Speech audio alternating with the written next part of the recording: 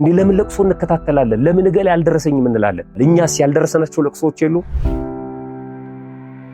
አሁን በክርስትናው ለሞቱ ወገኖች አይለቀስም ወይም አይታዘንም እንላለን። ምንም እኮ አይኑ ላይ እንባ የለውም ምን አይነት ደረቅ ነው አይባልም። ሲደላን የምናደርጋቸው ነገሮች በሙሉ ሐዘን ላይ የሚፈጸሙባቸው ሁኔታዎች ሁሉ እያሉ ነውና አንዳንዴ የሚያዝኑ ሰዎች ለብቻ ኮርነር ላይ ሆነው እነዛን ሰዎች እስከሚታዘቧቸው ድረስ ማለት ነው። እንግዲህ ምን ትሆኑ የሚሉ ሰዎች አሉ። ምን አይነት ፍርጃ ነው የፈረደባችሁ? ምን አይነት ዱቡዳ ነው የወረደባችሁ የሚሉ ሰዎች አሉ። እንዴት ትችሉታላችሁ ይሏቸዋል። እናንተን መልሶ ይጠይቋቸዋል። ሲጀምር ፈጽሞ የለም አይፈቀድም ማቅ መልበስ ስለ ኃጢአታችን ለማዘን ካልሆነ በስተቀር በአግባቡ በቤተክርስቲያን ስርዓት ላረፈ ሰው ቲሸርት ለብሶ መውጣት ምንድነው ጥቅሙ? እሺ ያንን ቲሸርት ምን ታረጉታላችሁ? በቃ ካልደገስን የማይጸድቅ የሚመስለን ሰዎች አለን። በጭራሽ ሐዘኑ እኮ የኔ ነው፣ የሞተው ልጄ ነው፣ እንድታለቅሱ አይደለም የጠራኋችሁ፣ አልፈልግም አለች።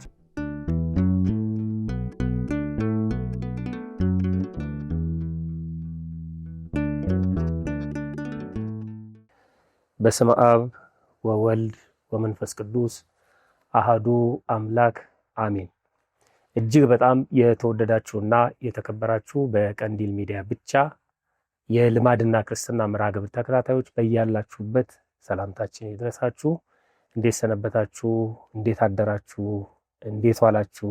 እንዴት አመሻችሁ? ምክንያቱም በምትኖሩበት ሀገር የሰዓት አቆጣጠር ስለሆነ ሰላምታችሁ የሚገባችሁ ማለት ነው። በዛ መሰረት ሰላምታችን ይደረሳችሁ እንላለን። እንግዲህ እንደተለመደው ይህ የልማድና ክርስትና መርሃ ግብራችን ነው። ዛሬ እኔ ብቻ የማቀርብበት ነው። ለዛሬ ይዘን የቀረብንላችሁ ጉዳይ ወይም እኔ የማቀርበው ማለት ነው ለቅሶና ሐዘናችንን በተመለከተ በልማድና ክርስትና መርሃ ግብር እንዴት ይታያል የሚለውን ነው። በነገራችን ላይ የለቅሶ ስርዓት ጸሎተ ፍትሐትን ጨምሮ በተለይ የሙታን መታሰቢያ የሐውልት ስራን አጠቃላይ በቤተክርስቲያናችን ለሞቱ ሰዎች የሚደረገውን ነገር በሙሉ በተመለከተ ከዚህ በፊት ሰርተነዋል። ስለዚህ ወደ ኋላ ሄዳችሁ ማየት ትችላላችሁ። አሁን እኛ ይዘንላችሁ የቀረብነው ወይም በዚህ መርሃ ግብር ላይ ከኔ ጋር የምትቆዩት ማለት ነው በሐዘን ጊዜ ሐዘናችንን እንዴት እንደምንወጣ የሐዘን ስርዓታችንን ነው። አንድ ሰው መርዶ ሊረዳ ይችላል ወይም ደግሞ በሞት የገዛ ወገኑን ሊያጣ ይችላል። ከዛ ተሰብስበን ያን ሐዘንተኛ እንዴት ነው የምናጽናናው፣ ሐዘናችንንስ የምንወጣው እንዴት ነው የሚለውን ብቻ ይሆናል ማለት ነውና ለማስተዛዘን የምናደርጋቸውን ጉዳዮች እያንዳንዱን እንመለከታለን ማለት ነው። በመጀመሪያ ደረጃ ግን እስኪ አንድ ጥያቄ ልጠይቃችሁ። ሐዘን ያጋጠማቸውን ሰዎች አጽናንታችሁ ታውቃላችሁ ወይ? ለቅሶ ቤት ለቅሶ መድረስ ማለት ነው። ወይም ደግሞ ከሐዘናችሁ በሌሎች ሰዎች ተጽናንታችሁ ታውቃላችሁ ወይ? ወይስ ደግሞ ለመጽናናት የመጡ ሰዎች ሐዘናችሁን አባብሰውባችሁ ታውቃላችሁ ወይ? ወይም እናንተ ሐዘንተኞችን ያጽናናችሁ መስሏችሁ ሐዘናቸው እንዲባባስ አድርጋችኋል ወይ? ይህንን እስኪ ከስር ጻፉልኝ፣ ያጋጠማችሁን ነገር ማለት ነው። በቀጥታ ወደ መርሃ ግብራችን ነው የምንሄደው። ይህ እንደተናገርኩት የልማድና ክርስትና መርሃ ግብር ነው። ላይክ፣ ሼር፣ ሰብስክራይብ በማድረግ አጋርነታችሁን ወይም ከኛ ጋራ የእግዚአብሔር ቃል እንዲዳረስ እንደምትሰሩ እንተማመናለን። የምጀምረው ሐዘን ምንድነው ከሚል ነው። ከጥሬ ቃሉ ወይም በቁሙ ሐዘን የሚለው ቃል እንዴት ይተረጎማል የሚለውን ቃል አንስቼ ነው። ሐዘን እንግዲህ አዘነ ከሚለው ከግዕዝ ግስ የወጣ ነው። አዘነ ማለት ተከዘ ማለት ነው። አዘነ ማለት አለቀሰ ማለት ነው።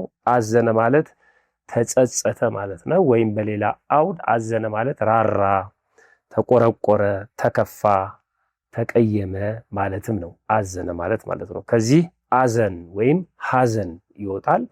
በአይኑ አም ይጽፉታል፣ በሐምሩ ሃም ይጽፉታል። አዘን ወይም ሐዘን ማለት ልቅሶ፣ ትካዜ፣ ጸጸት፣ መከፋት፣ መቆርቆር፣ መራራት የሚለውን ትርጉም ያመጣል።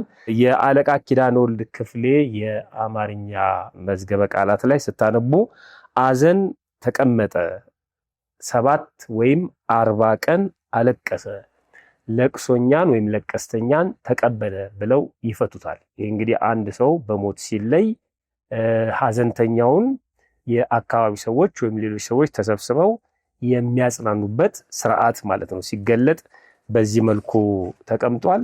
እኛ የምናነሳው ሐዘን ቅድም እንዳልኩት ሰው ከሞተ በኋላ የሚደረገውን ለቅሶ ወይም የሐዘንተኛ ስርዓት ነው። ሐዘንተኛውን ለማጽናናት የሚደረገውን ስርዓት በተመለከተ ብቻ ይሆናል ማለት ነው። ለቅሶ መድረስ እና ማጽናናትን በተመለከተ ማለት ነው። ለቅሶ ወይም ሐዘን ምንድነው ስንል በምስጢራዊ ፍቺው ለቅሶ ወይም ሐዘን ከእርግማን በኋላ በሰው ህይወት ውስጥ የተከሰተ ነው። የአንድ ሰው ሐዘን ወይም የአንድ ሰው ለቅሶ ከእርግማን በኋላ ከተከሰቱ ብዙ የሥጋ መከራዎች ወይም ጉስቁልናዎች መካከል አንዱ ነው። እነዚህ እንግዲህ ሞት፣ ረሃብ፣ ሐዘን፣ ለቅሶ፣ መታመም፣ መድከም እነዚህ ነገሮች በሙሉ ከእርግማን በኋላ የመጡ ናቸው። ከእርግማን በፊት አይታወቁም ነበር ማለት ነው። ኦሪት ዘዳግም ምዕራፍ 3 ቁጥር ከ17 እስከ 19 ስናነብ እንደዚህ ይላል። የሚስትህን ቃል ሰምተሃልና ከእርሱ ካዘዝኩ ዛፍም በልተሃልና ምድር ካንተ የተነሳ የተረገመች ትሁን። በሕይወት ዘመንህም ሁሉ በድካምህ ከእርሷ ትበላለህ፣ እሾህና አሜኬላም ታበቅልብሃለች ይላል። ምድር የተባለው ስጋው ነው። ስጋዊ ፍትወት ይሰልጥንብህ ማለት ነው። ፈቃደ ስጋ ወይም ፍትወት ይሰልጥንብህ። ይሄ ችግሩ፣ ውጣ ውረዱ፣ ህመሙ፣ መከራው፣ ሐዘኑ፣ ሞት እነዚህ በሙሉ ይሰልጥንብህ ተብሎ ተረግሟል ማለት ነው። የሰው ልጅ ከዚህ በኋላ ነው እንግዲህ አሁን የምናነሳውም ሐዘን የተከሰተው ማለት ነው። ለሞቱ ወገኖች ስለምንድን ነው የምናዝነው የሚለውን እናነሳለን በቀጣይ። ለምን እናዝናለን ወይም ለምን እናለቅሳለን? አሁን በክርስትናው ለሞቱ ወገኖች አይለቀስም ወይም አይታዘንም እንላለን። ምክንያቱም ወደ እግዚአብሔር የሚሄዱበት መንገድ ስለሆነ በአዲስ ኪዳን ግን ብዙ ጊዜ እናለቅሳለን። አታልቅሱ ብለን ተናግረንም እኛ ሐዘን ሲያጋጥመን እናለቅሳለን። ለምንድን ነው ስንል የመጀመሪያው ሰዎች ስለሆንን ነው። ሰው ሆኖ የማያዝን የለም፣ ተፈጥሯችንም ስለሆነ ማለት ነው። ሐዘን፣ መከፋት፣ ማልቀስ፣ ተስፋ መቁረጥ፣ መደንገጥ እነዚህ በተአምራት ከኛ ካልተወገዱ በስተቀር ማለት ነው። ስለዚህ እናዝናለን። ፍቁረ ጊዜ የተባለው ቅዱስ ዮሐንስ ወንጌላዊ የጌታን ሞት እያስታወሰ ዕድሜውን ሙሉ ሲያዝን ፊቱ ሳይፈታ አሳልፏል። ስለዚህ ሐዘኑ እኛ ከምናዝነው ሐዘን ውጪ ነው እንጂ ይሄ የሥጋ ጠባያችን ወይም የሥጋ ባህሪያችን ነው። ይህን በታምራት እግዚአብሔር ካላጠፋልን በስተቀር ማለት ነው። ስለዚህ ለባህሪያችን የሚስማማ ነው። መብላት መጠጣት ለባህሪያችን እንደሚስማማ ማዘን፣ ማልቀስ፣ መተከዝም ይሄ ለባህሪያችን የሚስማማ ነው። በባህሪው ሐዘን፣ በባህሪው ትካዜ፣ መጎስቆል የሌለበት ፍጹም በባህሪው እንዲህ አይነት ድክመት የሌለበት ራሱ እግዚአብሔር ብቻ ነው። ለኛ ግን ባህሪ የሚስማማው ይሄ ነው፣ ጉስቁልናና ሐዘን ነው። ስለዚህ አንዱ እሱ ነውና በቤተክርስቲያናችንም አትዘኑ፣ አታልቅሱ አይባልም። ሐዘኑን በቅጡ አድርጉት። ሐዘኑ ራሳችሁን እንዳይጎዳ፣ ሐዘኑ ደግሞ ሃይማኖታችሁ ላይ ችግር የማይፈጥር መሆን አለበት። ሃይማኖታችሁን የሚያጠራጥር በቀቢጸ ተስፋ የታጀበ ሐዘን መሆን የለበትም ነው የምትለው እንጂ ቤተክርስቲያናችን አታልቅሱ ፍጹም አትልምና ተስፋ እንደሌላቸው ሰዎች እንዳናዝን ነው የምትመክረን። እንደውም አስከሬን ከቤት ሲወጣ፣ ነፍስ ከስጋ ስትለይ፣ ግብዓተ መሬት ሲፈጸም ማልቀስ ማዘን እንደሚገባ ቤተክርስቲያናችን ታስተምራለች። ስለዚህ የመጀመሪያው እሱ ነው ተፈጥሯችን ስለሆነ። ሁለተኛው ሐዘን ወይም እንባ ወይም ለቅሶ የምናዝንበት የምናነባበት ምክንያት የተፈቀደ ስለሆነ ነው። ቅድም እንዳልኳችሁ ማለት ነው። እንደውም በአዳም ታሪክ አዳም በሁለቱ ልጆቹ ምክንያት ሐዘን አጋጥሞት ነበር፣ በአቤልና በቃይል ምክንያት። እንግዲህ ቃይል ገዳይ ነው፣ አቤል ደግሞ ተገዳይ ነው። ሁለቱም ልጆቹ ናቸው እና ገድለ አዳምን ስታነቡ በጣም የሚያሳዝን ነገር ታገኛላችሁ። አዳም እንዴት ማልቀስ እንዳለበት፣ እንባውን እንዴት ማውጣት እንዳለበት ካለማወቁ የተነሳ ማለት ነው ሐዘኑ ውስጡን ጎርቶት ሰውነቱ አባብጦ እጅግ በጣም በከፍተኛ ደዌ ይሰቃይ ነበር ይላል። ያን ጊዜ መልአኩ በሰው አምሳል ተገልጦለት እንዴት ማልቀስ እንዳለበት አሳየው ይላል። ያን ጊዜ እሱ እንዳደረገው እንዳየው ሲያለቅስ ወይም ሲያዝን እንባው ወጥቶ ሰውነቱ ተንፈሷልና ወደ ጤንነቱ ተመልሷል ይላል። ስለዚህ የተፈቀደ ነው፣ በዚህ ልክ እንድናዘን የተፈቀደ ነው። ቅድም እንደነገርኳችሁ ቤተክርስቲያናችንም ማዘን እንደሚገባ ትነግረናለች። ክብር ምስጋና ይግባውና ራሱ ጌታችንና መድኃኒታችን ኢየሱስ ክርስቶስ ወዳጁ ወይም ወዳጄ ብሎ የጠራው አልዓዛር ከሞተ በኋላ እንባውን አፍስሶ አልቅሶ ታይቷል። ራሱ ክርስቶስ እንባውን አፍስሶ በለበሰው ስጋ ማለት ነው ሲያለቅስ ታይቷል። እና በወቅቱ የነበሩ ሰዎች እንደውም ክርስቶስ ሲያለቅስ አይተው ለሁለት ተከፍለው ነበር። ይህንን የሚነግረን የዮሐንስ ወንጌል ምዕራፍ 11 ከቁጥር 35 ጀምሮ ያለው የእግዚአብሔር ቃል ነው። እንደዚህ ይላል፣ ስለዚህ አይሁድ እንዴት ይወደው እንደነበረ እዩ። ኢየሱስ እንባውን አፈሰሰ ካለ በኋላ ስለዚህ አይሁድ እንዴት ይወደው እንደነበረ እዩ አሉ። ማንን? አልዓዛርን። ክርስቶስ እንዴት እንደሚወደው ተመልከቱ አሉ። በጎ ሕሊና ያለው ሰው፣ ቅን ሰው ሲያለቅስ አይቶ ለዛ ለሚያለቅስለት አካል እንዴት እንዳዘነ ነው የሚመለከተው የሚያስበውና ክርስቶስም እንዴት ይወደው እንደነበረ ተመልከቱ ሲያለቅስ አይቶት ማለት ነው። ከነሱ ግን አንዳንዶች እንዲህ አሉ፣ ይሄ የዕውሩን አይኖች የከፈተ አይደለምን? ይሄ ደግሞ እንዳይሞት ያደርግ ዘንድ ባልቻለም ነበር። ለካ እንዳይሞት ማድረግ አልቻለም። ስላልቻለ ነው የሞተው። አይን ሲያበራ አይተነዋል። የሞተ ሰው ማስነሳት ግን አይችልም አሉ ይላል። በማልቀሱ አቅም እንደሌለው አድርገው የቆጠሩ ሰዎች ነበሩ። መጽሐፈ ሲራክ ምዕራፍ 38 ከቁጥር 16 ጀምረን ስናነብ ደግሞ ልጄ ለሞተ ሰው አልቅስለት እዘንለትም ይላል። አያችሁ፣ አግባብ ነው ማለት ነው። ማልቀስ ማዘን አግባብ ነው። ራራለትም ራስህንም አሳዝን እንደ ስርዓቱም መታሰቢያ አድርግለት ይላል። እንደ ሀገሩ ስርዓት እንደ ሃይማኖቱ ስርዓት መታሰቢያ አድርግለት ይልና ቀጥሎ እንዲህ ይላል፣ የሞተ ሰውስ አረፈ። ልብ አድርጉ፣ አሁን የሞተ ሰው ረፍት ነው አረፈ ነው የምንለው። የሞተ ሰውስ አረፈ፣ ነገር ግን ነፍሱ ታርፍ ዘንድ ከህይወት በኋላ ህይወት ከሞት በኋላ ህይወት ስላለ ነፍሱ ታርፍ ዘንድ ልቅሶውን ተው ወይም ልቅሶውን ተውና መታሰቢያውን አድርግለት ይላል። ስለዚህ ማልቀስ ግን ደግሞ በቅጡ ማልቀስ፣ በአግባቡ በስርዓቱ ማልቀስ፣ ከዛ በኋላ ደግሞ ነፍሱ እንድታርፍ መታሰቢያውን ማድረግ፣ ማስቀደስ፣ ማስቆረብ እንደሚገባ ይነግረናል ማለት ነው። ሐዘን እንዴት ነው የሚፈጸመው የሚለውን ስንመለከት የእዝን ስርዓቱ ምን እንደሚመስል ስንመለከት በተለይ እንደ ኢትዮጵያውያን ማለት ነው 3 ዋና ዋና ጉዳዮችን መዘንጋት የለብንም። አንደኛ ሃይማኖት አለ፣ ሁለተኛ ባህል አለ፣ ሶስተኛ ደግሞ ተፈጥሯችን አለ። እነዚህን ነው አጣጥመን ሐዘን የምንገልጸው ማለት ነው። አንደኛ ሃይማኖት ስንል ሃይማኖቱ በሚፈቅደው ስርዓቱ በሚፈቅደው መጠን ማለት ነው። ሃይማኖቱ የሚፈቅደው ማዘንን ይፈቅዳል፣ ማልቀስን ይፈቅዳል፣ ግን መጠን አለው ይላል። መጠንና ልክ እንዳለው ይነግረናል። ከዛ በኋላ ስሙን ማስጠራት፣ ማስቆረብ፣ ማስቀደስ። ለምሳሌ በአረፈ በ3ኛ ቀን፣ በ7 በ14 እንደገና ደግሞ በ30 እንደገና በ40ኛው ቀን እንደገና በ80 ቀን እንደገና በ6 ወር ከዛ በአመት በየአመቱ ደግሞ እናደርግና በ7ኛው አመት ማለት ነው። ከቻልን እስከ 7 አመት ካለዛ እስከ 14 አመት በቻልን በየአመቱ ከቻልን ያንን መታሰቢያ ማድረግ ይጠበቅብናል። መታሰቢያ ማድረግ አጥብቆ መለመን፣ ምክንያቱም ፍርድ ስላልተሰጠ የመጨረሻው ፍርድ ስላልተሰጠ ማለት ነው። ወደ ገሃነመ እሳትና ወደ መንግስተ ሰማያት ነፍሳት ስላልገቡ ክርስቶስ ስላልመጣ የመጨረሻው ፍርድ ስላልተሰጠ መለመን ይገባል። ከቀቢጸ ተስፋ ወይም ተስፋ ከመቁረጥ ውጪ በሆነ መልኩ ማዘን ማሰብ እንዳለብን የቤተክርስቲያን ስርዓት ይነግረናል ማለት ነው። ሁለተኛው ባህሉን መጠንቀቅ፣ ባህሉን ማወቅ መረዳት ያስፈልጋል። ቋሚ የሆኑትን ሰዎች ስንመለከት ባህሉን፣ ህጉን፣ ስርዓቱን በጠበቀ መልኩ ሐዘናቸውን ይወጣሉ። እነዚህ ባህሉ የሚፈቅደውን ነገር በሙሉ እናድርግ ስንል የሚጠቅሙንን ብቻ ነው። በአንዳንድ ቦታ ፊት እንዲነጭ እንዲመለጥ የሚፈቅድ ባህል አለ። ደረታቸውን የሚደቁበት ባህል አለ። መሬት ላይ የሚንከባለሉበት ባህል አለ። ፀጉራቸውን በጠርሙስ ወይም በሆነ ነገር የሚላጩበት ባህል አለ።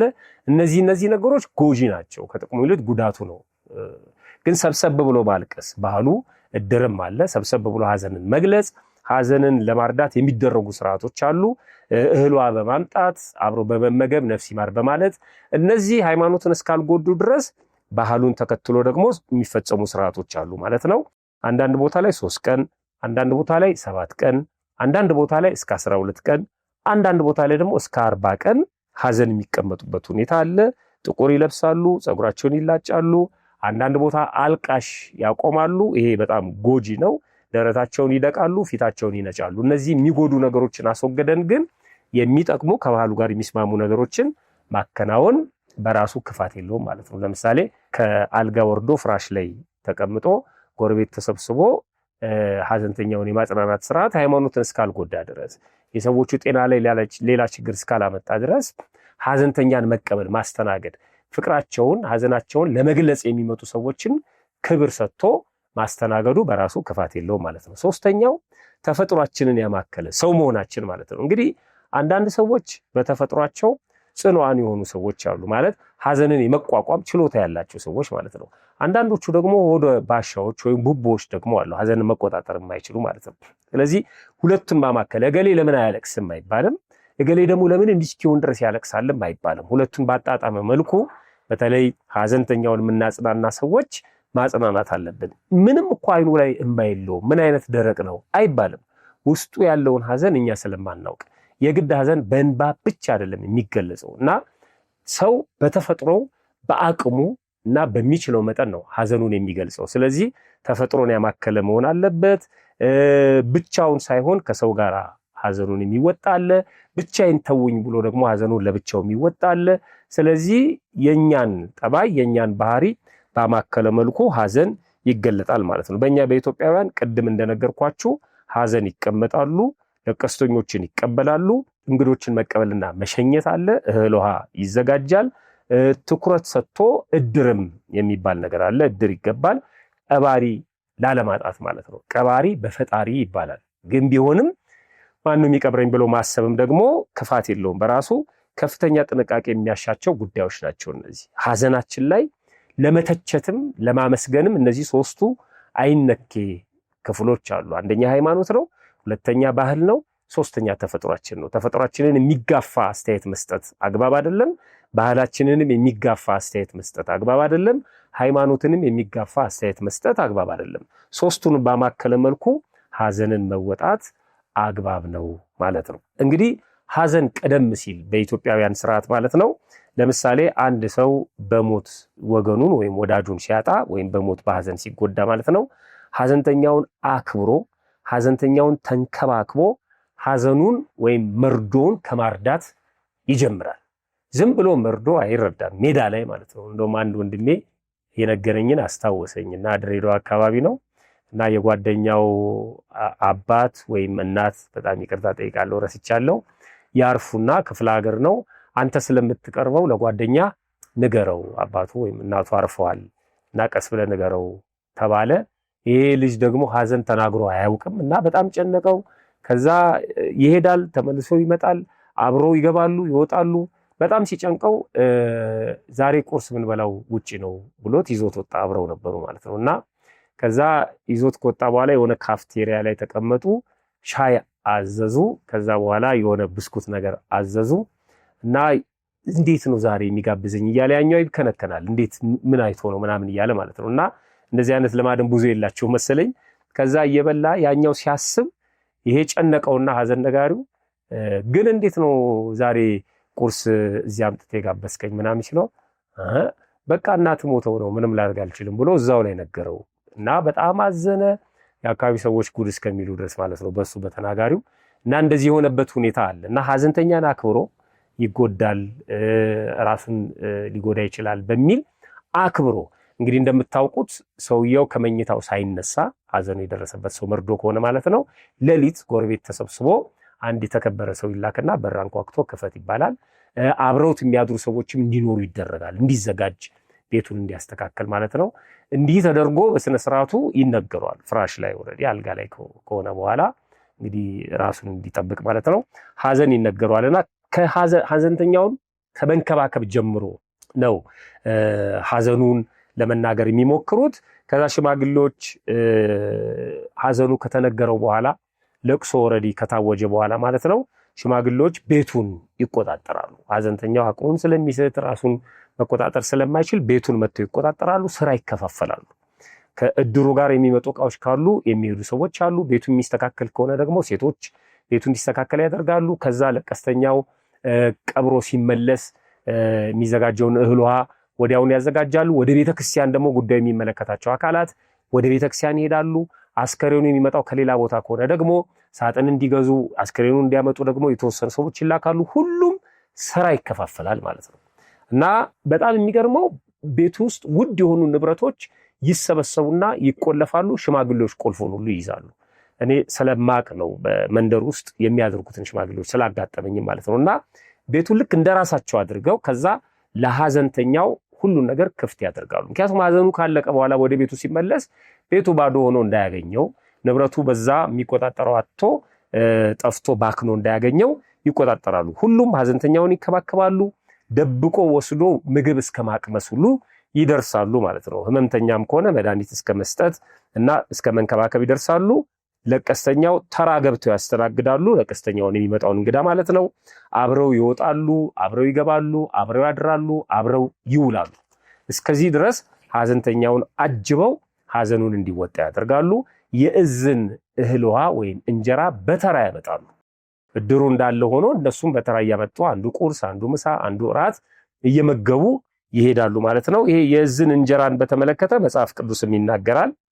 በትንቢተ ኤርምያስ ምዕራፍ 16 ቁጥር 6 ላይ እንዲህ የሚል ቃል አለ። እግዚአብሔር እንዲህ ይላል፣ ሰላሜን ቸርነትና ምሕረትን ከዚህ ሕዝብ አስወግጃለሁና ልቅሶ ወዳለበት ቤት አትግባ ይሏል ነብዩ። ለቅሶ ወይም ሐዘን ወዳለበት ቤት አትግባ፣ ታለቅስም ዘንድ አትሂድ፣ ለቅሶ አትድረስ ነው የሚለው ማለት ነው። እንግዲህ ይደረጋል ማለት ነው። ለቅሶ ይደረሳል። ሐዘንተኛን የማጽናናት ስርዓት አለ ማለት ነው። ታላላቆችና ታናናሾች በዚህች ምድር ይሞታሉ፣ አይቀበሩም። ሰዎችም አያለቅሱላቸውም፣ ስለነሱ ገላን አይነጩላቸውም፣ ራስንም አይላጩላቸውም። ሰዎች ስለሞቱት ለማጽናናት የእዝን እንጀራ አይቆርሱላቸውም ይላል። ስለዚህ ለማጽናናት የእዝን እንጀራ ይቆረሳል። ግን እነዚህ ሰዎች በኃጢአታቸው ምክንያት እግዚአብሔር እየቀጣቸው ስለሆነ ለነዚህ ግን የእዝን እንጀራ ሁሉ አይቆረስላቸውም ይላል። ስለዚህ አያለቅሱላቸውም፣ አያጽናኗቸውም፣ ለቅሶም አይደርሷቸውም፣ የእዝን እንጀራም አይቆርሱላቸውም ይላል። ስለዚህ ማጽናናት፣ ለቅሶ መድረስ፣ የእዝን እንጀራ መቁረስ መጽሐፍ ቅዱሳዊ ትውፊት ወይም መጽሐፍ ቅዱሳዊ ስርዓት እንደሆነ ይነግረናል። ስለ አባታቸውና ስለ እናታቸውም የመጽናናት ጽዋ አያጠጡላቸውም ይላል። ከሐዘኑ በኋላ ቤተሰቡን ለመርዳት ጎረቤት ይህንን እያደረገ ይረባረባል።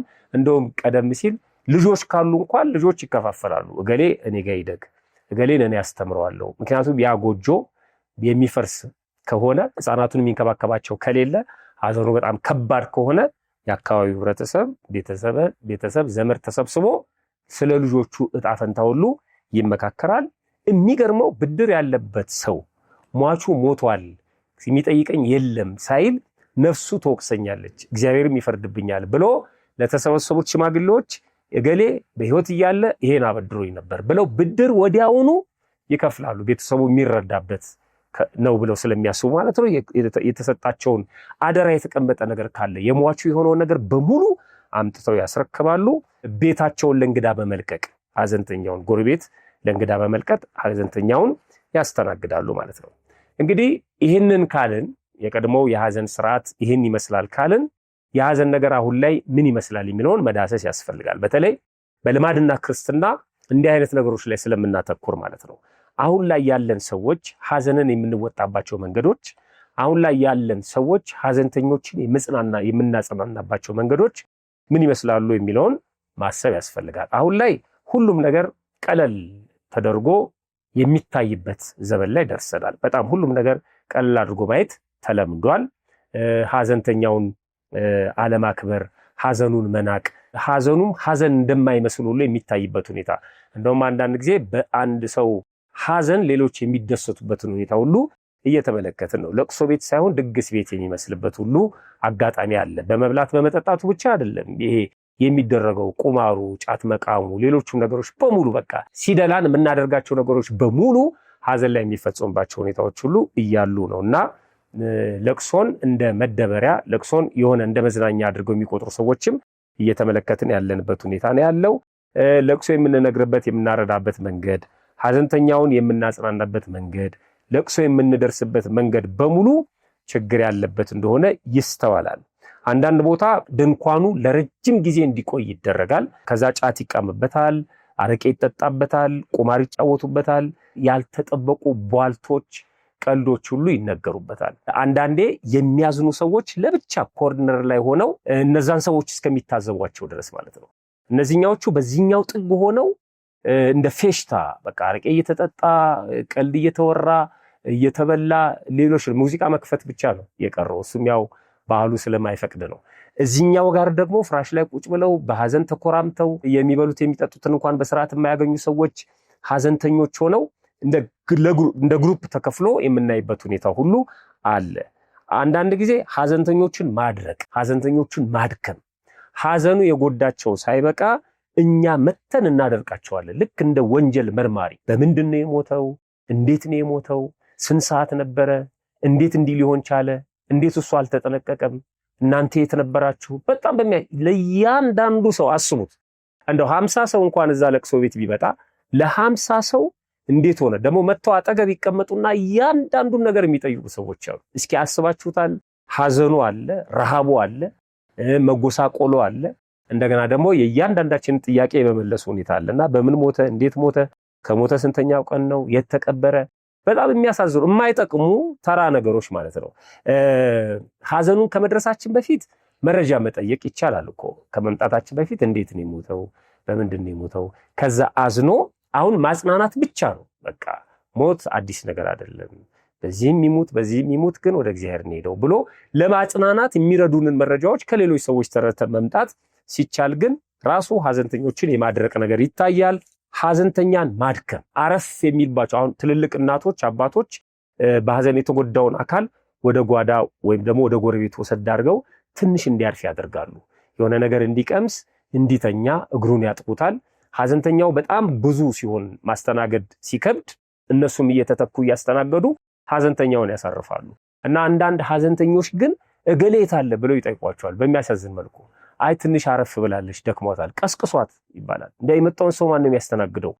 ጎረቤት እያስተናገደ ነው። የሚቀርበውን ያቀርባል። ቡናም ከሆነ ሻይም ከሆነ የሚበላም ከሆነ ሁሉም ነገር መስተንግዶ ቀርቧል። ግን የግድ እዛ ሰው አጠገብ መቀመጥ አለባት። ከዛ በኋላ ያ ሰው አጠገቧ ይቀመጣል። እንደገና ሐዘንተኛውን የማቁለስ ነገር፣ አረፍ እንዲል ፋታ አለመስጠት ማለት ነው። ሐዘንተኞችን አለማሳረፍ፣ ከመጣው ሰው ጋራ እንዲያለቅስ ማድረግ። ያልቅሱ፣ ይዘኑ። የመጣው ሰው ያለቅሳል፣ አብሮ ያለቅሳሉ። አንዳንድ ሰው አስነስቶ አቅፏችሁ ያለቅሳል። ያን ሰውዬ ትሸኛላችሁ፣ እንደገና መልሳችሁ ታስገባላችሁ፣ ከሚወጣ ሰው ጋር ታለቅሳላችሁና ይሄ በጣም የሚያሳዝን ነውና ሐዘንተኞቹን ማድከም ይታያል። ሐዘንተኞች ሆድ እንዲብሳቸው እንዲጽናኑ ሳይሆን በሐዘን ላይ ሐዘን በለቅሶ ላይ ለቅሶ እንዲጨመርባቸው ማድረግ። እንግዲህ ምን ትሆኑ የሚሉ ሰዎች አሉ። ምን አይነት ፍርጃ ነው የፈረደባችሁ? ምን አይነት ዱቡዳ ነው የወረደባችሁ የሚሉ ሰዎች አሉ። እንዴት ትችሉታላችሁ ይሏቸዋል። እናንተን መልሰው ይጠይቋቸዋል። እነዛ የተሰበሰቡት ሐዘኑን ለመካፈል ነው፣ ግን ደብል አድርጎ አምጥተው ላያችሁ ላይ ይጭኑባቸዋል። እነዚህ ሰዎች አውቀውት ላይሆን ይችላል፣ ግን አስባችሁታል? በጣም ከባድ ነው። የቀድሞዎቹ ሽማግሌዎች ይሄንን ሁሉ ነው የሚጠብቁት። ተሰብስበው እኮ የሚያጫውቷችሁ ሐዘኑን የተመለከተ ነገር እንዳይነገር ነው እዛ ውስጥ ማለት ነው። ሐዘኑን የተመለከተ ነገር እንዳይነገር፣ ሌሎች ነገሮች እንዲነገሩ፣ ተስፋ የሚያጭሩ ነገሮች፣ ልብን በተስፋ የሚሞሉ ነገሮች እንዲነገሩ ነው ክብብ የሚያደርጉት ሽማግሌዎች። ግን ሰው ይመጣና ከሃ ይጀምርላቸዋል እና መዓት ነው የወረደባችሁ፣ ቁጣ ነው፣ ምን ይደረጋል ምናምን እያሉ ተስፋ የምትቆርጡባቸውን ነገሮች ያደርጉባቸዋል። በጣም ሐዘኑ ካለፈ በኋላ ቆይተው አንዳንድ ጊዜም ከ40 ቀን ከ30 ቀን በኋላ መጥተው እንደ አዲስ የሚያለቅሱ ሰዎች አሉ እና ሐዘንተኞቹ ተጽናንተው ሌላ ህይወት ውስጥ ነው ያሉት።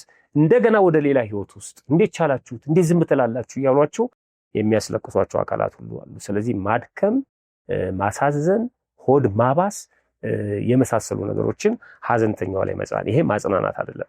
በሐዘንተኞች በኩልም የሚታይ ነገር አለ። አሁን የሚያጽናኑት ብቻ ሳይሆን ራሳቸው ሐዘንተኞቹ ሐዘኑ የመጣባቸው አካላት የሚያሳዩዋቸው ችግሮች አሉ። አንደኛ ሐዘንን ማክረር፣ በጣም ክርር አድርጎ መያዝ፣ ማጥበቅ። እነ ክርስትና ስናየው ደግሞ በጣም ከባድ ነው። በሐዘን ላይ ሐዘን ነው የሚጨምረው። ይሄ ከአንድ ክርስቲያን አይጠበቅም። በሁለተኛ ቆሮንቶስ ምዕራፍ 7 ቁጥር 10 ላይ ቅዱስ ጳውሎስ ሲናገር እንደ እግዚአብሔር ፈቃድ የሆነ ሐዘን ጸጸት የሌለበት ወደ መዳንም የሚያደርሰን ንስሐን ያደርጋልና የዓለም ሐዘን ግን ሞትን ያመጣል ይላል። ስለዚህ ይሄ እንደ እግዚአብሔር ፈቃድ የሆነ ሐዘን አይደለም፣ ከእግዚአብሔር ጋር ሁሉ የሚያጣላ ማለት ነው። ሞትን ያመጣል፣ አይናችን እንዲደክም ያደርጋል፣ ጉልበታችንን ያፈዘዋል፣ ለሌላ በሽታ ይዳርገናል። ስለዚህ ሐዘናችንን በተቻለ መጠን ቅጥ ያጣ ማድረግ የለብንም። ሐዘንን ማጥበቅ፣ ክርር ማለት በቃ አለመርሳት፣ ይሄ በጣም ከባድ ነው።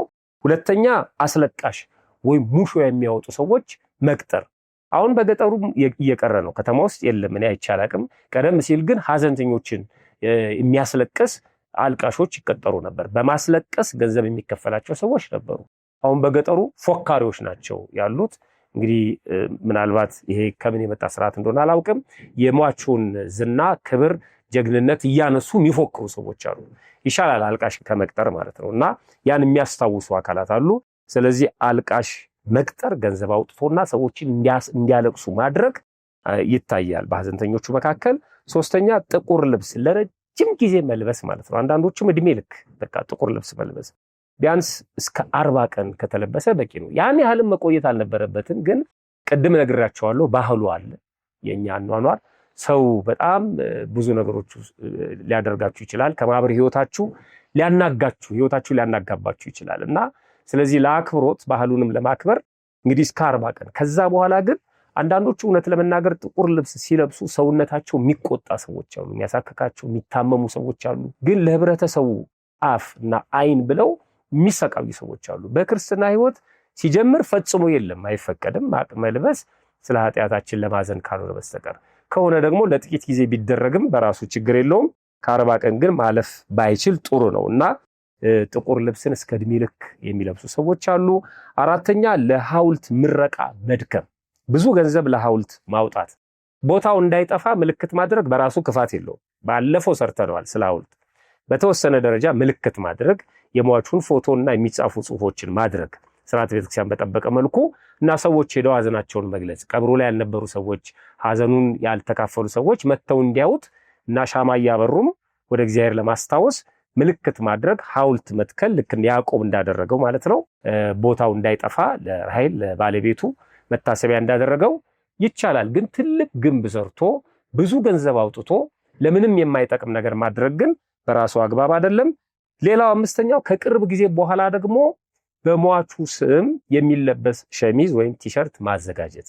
ይሄ የጀመረው ያለ ፍትህ የታሰሩ ሰዎች፣ ያለ ፍትህ የሞቱ ሰዎች ወይም ከሞቱ በኋላ ፍትህ ያጡ ሰዎች እንደ መፈክር ማለት ነው። እንደዚህ መፈክር ወይም ጽሁፍ በትልልቅ ወረቀት ላይ ወይም በጨርቅ ላይ ይዞ ከመውጣት በልብስ ላይ የሐሳብን ለብሶ መውጣት የተለመደ ነው፣ በተለይ በውጭው ዓለም ማለት ነውና ግን አሁን ደግሞ በእግዚአብሔር እጅ ታመው አስታመናቸው ቅዱስ ሥጋውን ክቡር ደሙን ተቀብለው ላረፉ ወገኖቻችንም ሳይቀር ቲሸርት የምንለብስ ሰዎች አለን።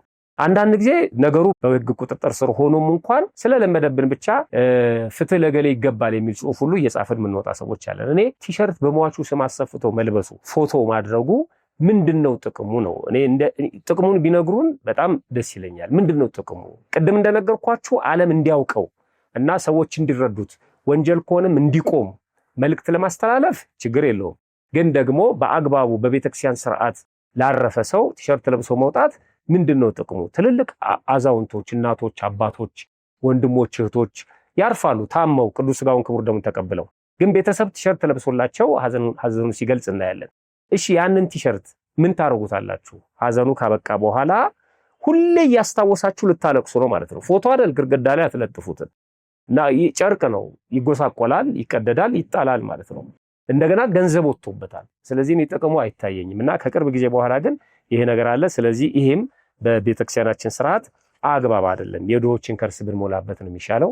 ስድስተኛው ለቅሶ አልደረስከኝም ብሎ መቀየም ሐዘንተኞች ላይ በቃ ለቅሶ ገሌ አልደረሰኝም። እኔ በጣም ይገርመኛል። አንዳንድ ሰዎች ሌላ ለቅሶ ላይ አሁን ለሌላ ለቅሶ ነው የመጣ ነው አይደል? ሌላ ለቅሶ ለመድረስ በፊት ለቅሶ የነበረብን ሰዎች አለን። የኛን ለቅሶ ያልደረሰም ሰው እዛ ለቅሶ ላይ ተገናኘን። የሰውየውን ለቅሶ ትተን ለቅሶ ላይ ያልመጣውን ሰው እንወቅሰዋለን። አንተ እኮ ለኔ ለቅሶ ሳትመጣ ቀርተ ለገሌ ለቅሶ ግን መጣ የሚሉ ሰዎች። አሁን ሰውየው አስከሬን ካስከሬን አያበላልጥም፣ እርግጠኛ ነኝ። ግን ያልመጣበት ምክንያት ሳይመቸው ቀርቶ ነው። ደግሞ ሳለመምጣት እኮ መብቱ ነው። አልመጣም በቃ እንኳን ሞተ ግን ብሎ አይደለም፣ ግን አልመጣም። ለዛኛው ቀርቶ ለዚህኛው መጣ። እሺ ምን ይሁን? መጥቶ ያን ሰው አያስነሳውም እኮ። ትዝብት ውስጥ ነው የምንገባው። እንዴ ለምን ለቅሶ እንከታተላለን? ለምን ገሌ አልደረሰኝም እንላለን? እንዴ መሐሪ ነው መሆን ያለብን እኮ።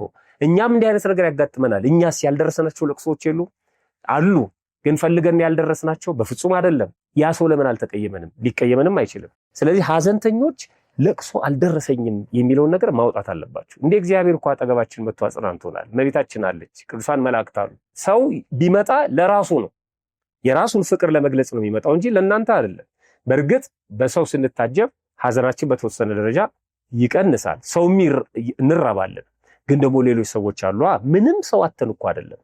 ስለዚህ ለቅሶ አልደረስከኝም፣ እኛ የምንደርሰው ለወንፈል እንደሆነ ይጠቆምብናል። እኔ አሁን አንድን ሰው ለቅሶ አልደረስከኝ ብዬ ከተቆጣሁት እኔ ምደርሰውም አልደረሰኝም እንዳልባል ነው ማለት ነው እንጂ እንደ ክርስትናው ህይወት አይደለም ማለት ነው። ስለዚህ ይሄ ያሳብቅብናል።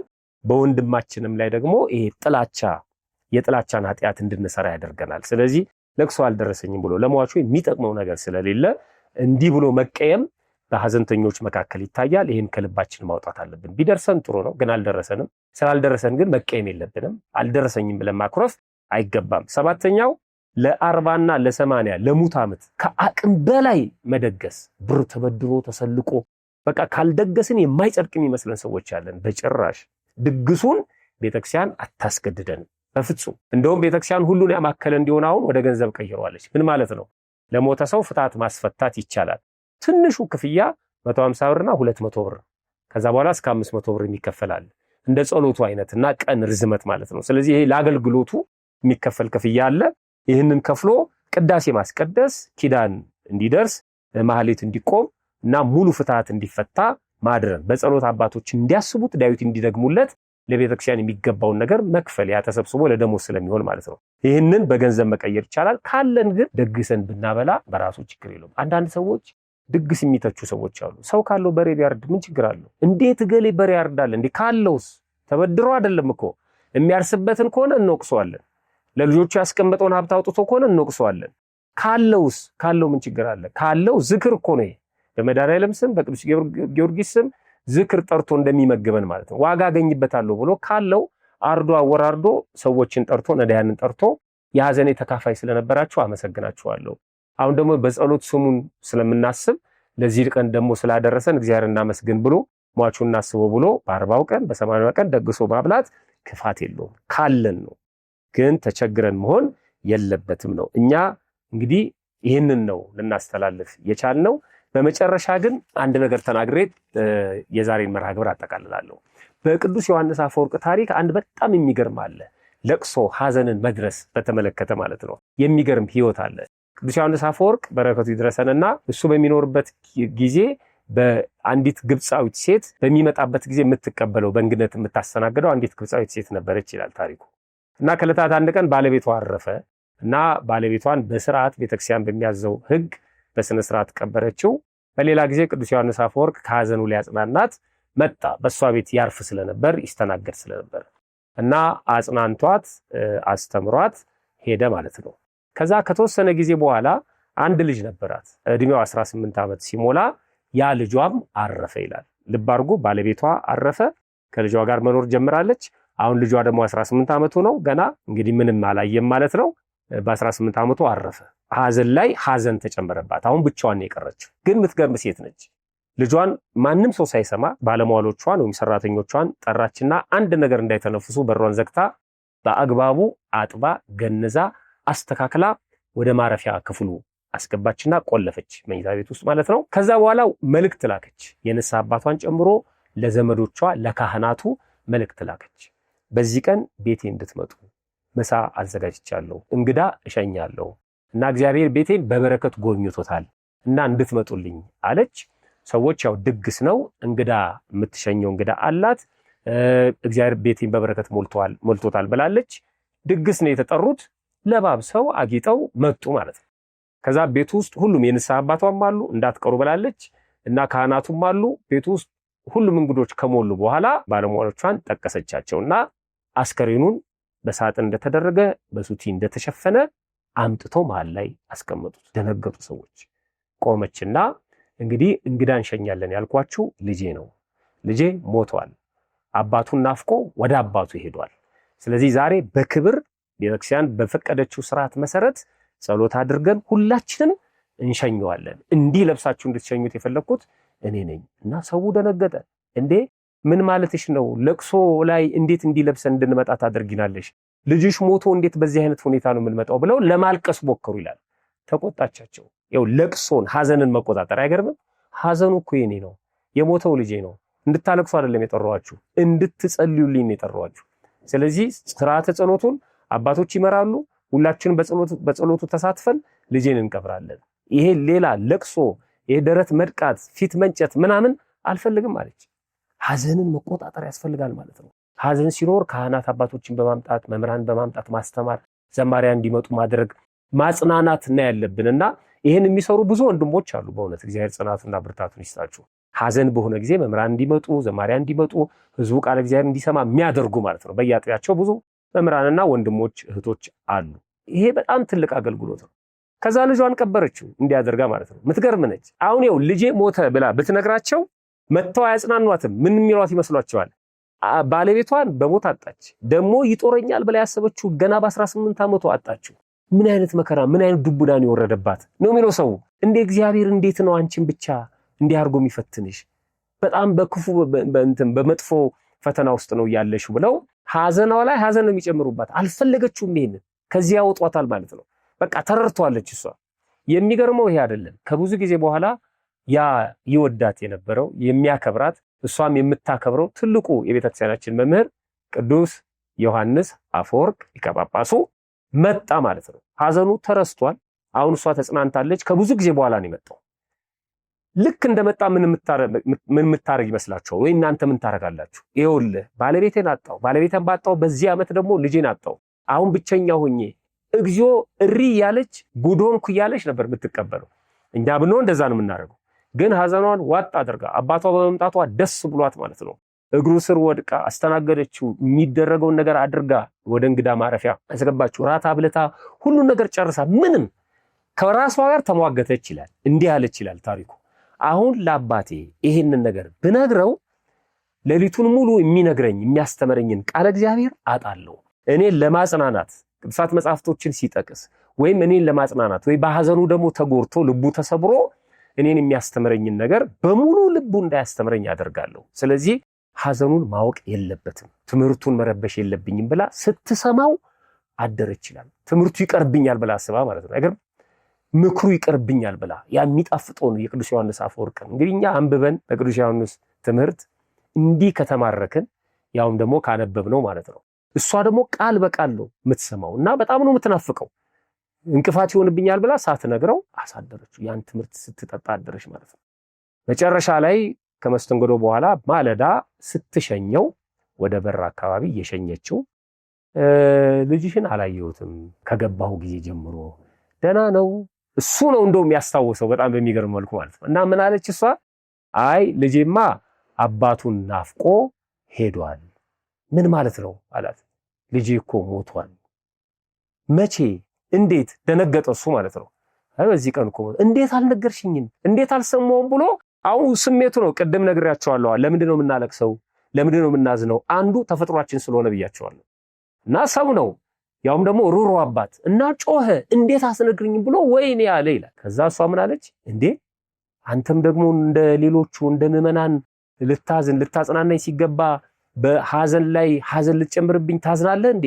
እንደዚህ ነው እንዲያስተማርከኝ ብላ ገሰጸችው ይላል። ደነገጠ ቅዱስ ዮሐንስ አፈወርቅ።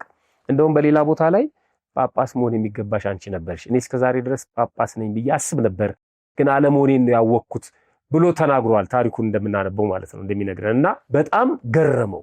እኔ እንዲህ እንድትሆን አይደለም የነገርኩ እንድታጽናናኝ ነው። እንደመጣ ልነግርህ እችል ነበረ፣ ያልነገርኩ ትምህርት ይቀርብኛል ብዬ ነው። አሁንም ካንተ የምጠብቀው እንደ ተራ ሰዎች እንድታዘን ሳይሆን እኔ እንድታጽናናኝና እንድትባርከኝ ነው አለች ይላል። በጣም የሚገርመው ይሄ ሁለተኛ ጊዜ ነው። ባለቤቷ አርፎ እሱ መጥቶ ለሐዘን ሲያጽናናት አንድ ጥያቄ ጠይቀው ነበር። የምትገርም ሴት ነች። አባቴ ያለችው አቤት እኛ ለእግዚአብሔር ምኖቹ ነን ብላ ጠየቀችው ይላል። ባለቤቷ አርፎ ሊያጽናናት መጥቶ ነው። እኛ ለእግዚአብሔር ምኖቹ ነን? እውነት ምዕመናን እኛ ለእግዚአብሔር ምኖቹ ነን? የሚገርም ጥያቄ ነው። እና ቅዱስ ዮሐንስ አፈወርቅ ምን አላት? እኛማ ለእግዚአብሔር ልጆቹ ነን። በጣም ጥሩ። ከልጆቹ ውስጥ ክፉ የሚሰራ በጎ የሚሰራ አለ። አሁን ክፉ ወይም ኃጢአት የሚሰራ ወይም ደግሞ መጥፎ ልጅ የለም ከልጆቹ ውስጥ አለችው። አለ እንጂ መጥፎ ልጅ ወይም ክፉ ልጅ ቢኖር ከልጆቹ መካከል ምን ያደርገዋል እንዴ? ይገስጸዋል፣ ይቀጠዋል፣ ይቆነጥጠዋል፣ ይመክረዋል። በጎ ልጅ ደግሞ ካለ ይባርከዋል፣ ያመሰግነዋል አላት። አሃ እኛ ለእግዚአብሔር ልጆቹ ከሆንን እኔም የእግዚአብሔር ልጁ ከሆንኩኝ እግዚአብሔር ትቶኛል ማለት ነው፣ ረስቶኛል ማለት ነው አለችው። እንዴት አላት። እኔ ኃጢአተኛ ነኝ፣ እንደኔ አስቸጋሪ ልጅ የለውም እግዚአብሔር። እኔ በደለኛ ነኝ። እኔ በክፉ ስራ እግዚአብሔርን አስቀይሜዋለሁኝ፣ ግን አንድም ቀን አልገሰጸኝም፣ አንድም ቀን በእኔ ላይ መከራ አላመጣም። ባለቤቴን ወሰደው ስለሚወደው፣ እኔን ግን አስቀረኝ፣ ስለዚህ እግዚአብሔር ረስቶኛል አለች ይላል። በጣም ተገረመ ቅዱስ ዮሐንስ። ተይ እንደዚህ አይባልም፣ እግዚአብሔር መንገድ አለው፣ ልጆቹን የሚቀጣበት የሚያስተካክልበት መንገድ አለው፣ በእግዚአብሔር ፍርድ አትግቢ ብሎ በብዙ ቃል አጽናናት፣ መከራትና ያው የባለቤቷን ሐዘን ከባለቤቷ ሐዘን እንድትጽናና አረጋግቷት ሄደ ይላል።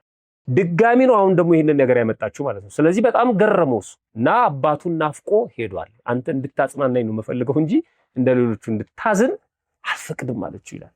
ጳጳስ እስከ መገሰጽ የደረሰች እናት ማለት ነው። እንግዲህ ይሄ ያው መመረጥን ይጠይቃል። እኛስ በሐዘናችን እንዴት ነው ከእግዚአብሔር ጋር ያለንን ኑሮ ወይም ከእግዚአብሔር ጋር ያለንን ህይወት የምናሳልፈው ነው። እጅግ በጣም የተወደዳችሁና የተከበራችሁ በቀንዲል ሚዲያ ብቻ የልባድና ክርስትና መርሃ ግብር ተከታታዮች ሐዘን አጋጥሟችሁ ከሐዘናችሁ የተጽናናችሁ፣ ሐዘንተኞች አጋጥሟችሁ ሐዘንተኞችን ያጽናናችሁ፣ በህይወታችሁ ውስጥ ያጋጠማችሁ በሐዘን ዙሪያ ብዙ ገጠመኞች ሊኖሩ ይችላሉ። እነዛን ጻፉልን። በሐዘንና በማጽናናት ስርዓታችን ላይ ያያችሁትን የታዘባችሁትን መጠየቅ የምትፈልጉትን ደግሞ እንደተለመደው አስቀምጡልን። ከሊቀ ዲያቆናት ዘማሪ ቀዳሚ ጸጋ ጋር ጥያቄዎቻችሁን ሰብስበን ደግሞ ይዘን እንቀርባለን ማለት ነው። መልካም ጊዜ ይሁንላችሁ። ላይክ፣ ሰብስክራይብ በማድረግ መርሃ ግብራችንን ለሌላው በማዳረስ የመርሃ ግብራችን አጋር እንድትሆኑ በዚህ አጋጣሚ ደጋግመን እንጋብዛችኋለን። ሰላም ሁኑልን።